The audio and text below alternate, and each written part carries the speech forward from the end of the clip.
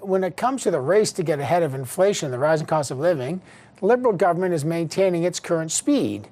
At the wheel for the Feds, Finance Minister Chrystia Freeland, and she's saying that we've got a new affordability plan. It's $8.9 billion. The problem is there's nothing new in it. It was all re-announcements from previous announced measures laid out in previous budgets. We knew it was coming. So she says, oh, no, but the money's new. That's true.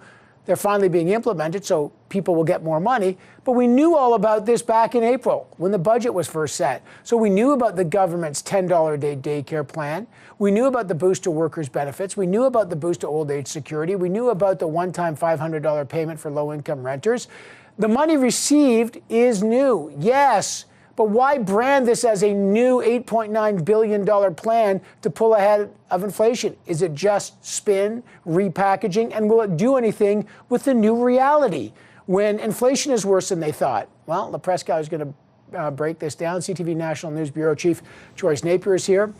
Freelance reporter Justin Ling is here, and our special guest is the former Parliamentary Budget Officer, Kevin Page, now president of the Institute of Fiscal Studies and Democracy. All right. New problems, old solutions. Kevin Page.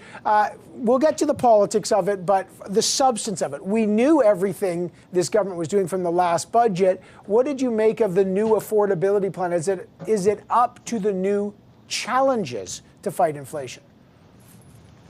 Yeah, it's not a new plan, but it is a significant amount of resources that is new in terms of monies that will be in the economy in 2022 that were not there in 2021. So in that sense, it's monies that are needed. It's targeted to, some people would make the case, the minister made the case to vulnerable people, which is good in this particular environment.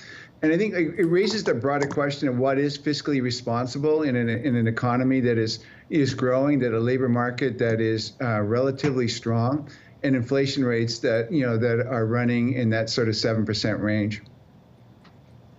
Joyce, Mr. Page is right.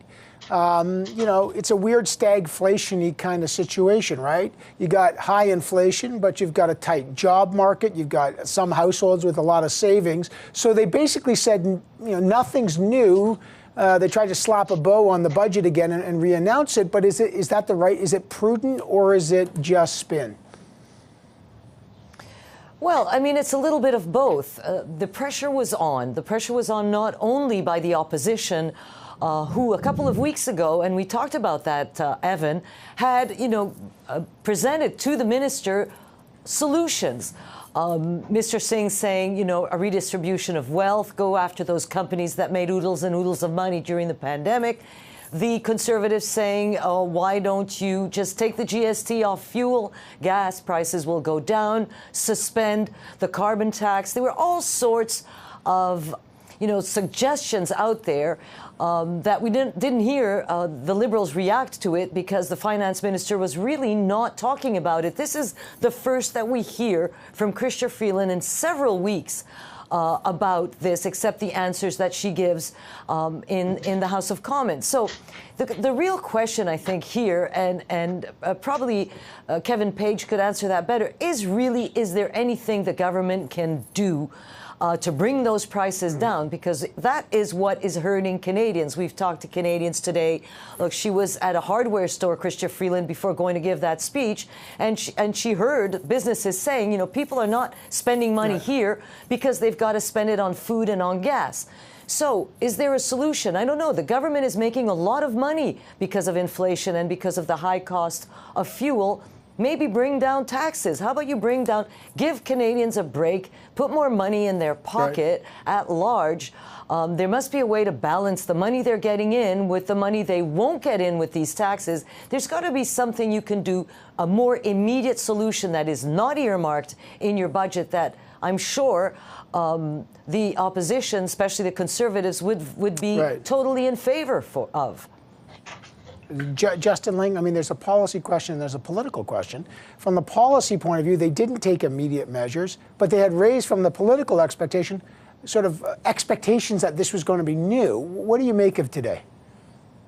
I think there's a really, really complicated policy question here and a really, really simple political one. I mean, the complicated bit here, and you heard Chrystia Freeland talk about it this afternoon, is the fact that a large element of this inflation is due to really extraordinary circumstances. You know, obviously the pandemic, but new waves of the virus in China causing lockdowns and production crunches, droughts and heat in India, the war in Ukraine disrupting both gas, oil, and wheat out of both Ukraine and Russia. This is all causing huge supply crunches, but there's also problems here. Hangover COVID-19 protocols causing labor disruptions, a tight labor market like you mentioned. I mean, not to go to Econ 101, but inflation is too much money chasing too few goods. We still have a ton of money in the market, and we have a real problem making goods, getting them to market, getting them on ships, getting them on trains.